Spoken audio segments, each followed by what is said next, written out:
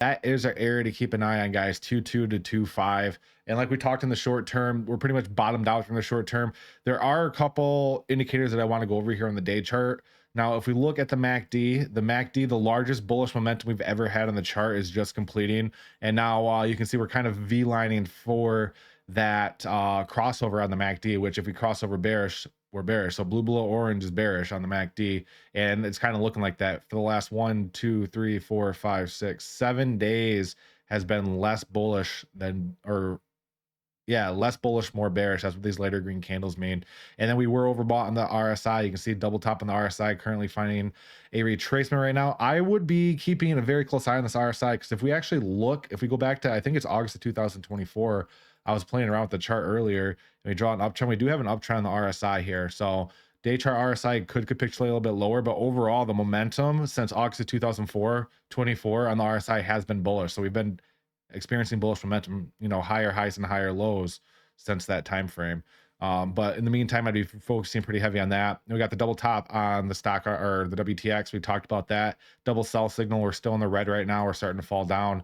Our short-term uptrend, we did break our short-term uptrend right now. So we're really looking at the secondary. I don't think fibs work on this. I've never tried drawing a fib on a stock RSI before. Holy crap, that actually does. So you can actually bounce up to 382. So I mean, we could technically look for that 37 retracement right there. This is kind of new to me, something like this. Now I really haven't drawn fibs on these type of indicators before, so I don't know if it's really valid or not, but it kind of looks valid to me if you look at where the support and resistance areas are. The big thing, this is the big one, guys. So if you don't take anything away from this video, this is the big one, the stock RSI. So historically speaking, stock RSI, every time we've bottomed out, we've seen really good movement to the upside. For example, when we were this low back in November 2024, it was right here. We saw a decent run up to the 236 area from that point on. You can see after that we had a crossover right here. We didn't really blast up to the moon, but it was a bottom. I mean, you did technically move up. That's a 60% gain. It may not look like it on the screen, but that's a 60% gain right there. And then you can see once he crossed over blue over orange right here is when we started going straight vertical. And look where we're at. We're pretty much reset, guys. We're almost at ground zero right now on the stock RSI. So I think if anything, we have maybe one more flush down to, maybe 2225 to the hard candle down to that 786.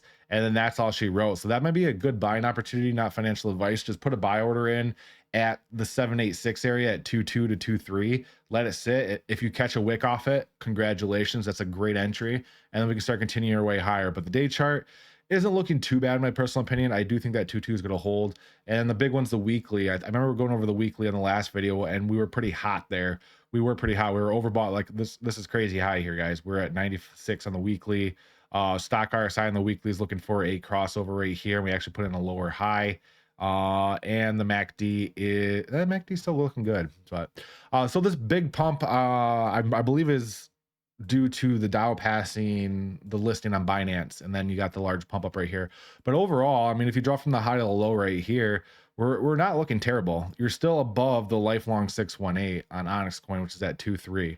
So if anything, we're to test that lifelong 618 at 2.3, which in my personal opinion is a good place to DCA. The 618 is a very powerful support area, guys. It's called the golden pocket for a reason. So being above that 618, I don't think there's any reason why we would capitulate below it.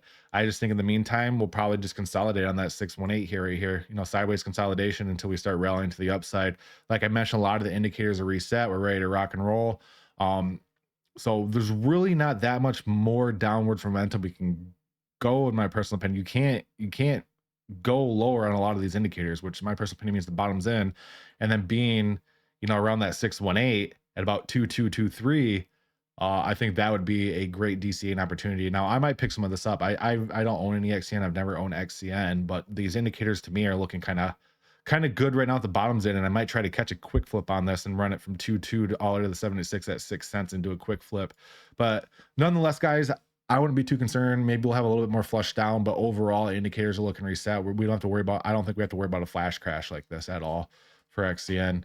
So with that, none of this is financial advice. And if there's any coins that you would like me to chart, you can just send me a super chat in the comments and I'll get to your coin as soon as possible. Thank you.